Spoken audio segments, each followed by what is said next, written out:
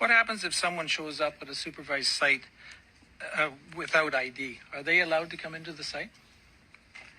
The sites, if someone comes to the site and they're looking for help and support and they're looking for a place to be supported when they're using a substance, there's not a requirement for ID. So, if there's a policy and procedure by an individual site, I would not be aware of it, but there's nothing set in federal legislation. So we just heard that the minister's approving sites beside daycares, play schools, within steps of these sites.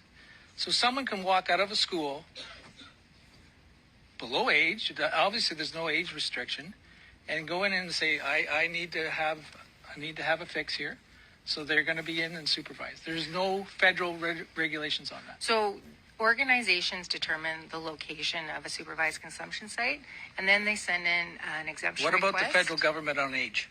And then the federal government, they come to the federal government to seek an exemption from the act. And that act allows an individual to be in that site to be supervised while using a substance. So you need an ID to go to a bar. You need an ID to buy cigarettes. You can't get into a casino unless you have ID. If you want to buy cannabis, you also need ID. But if you want to shoot up and get high at a government-sponsored and a government-funded, we'll call it drug den, you don't need ID at all. I gotta ask you, do you think this is normal?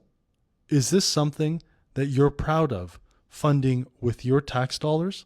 Is this a society that you want to live in, where this could be literally right beside your kid's high school? Is this normal?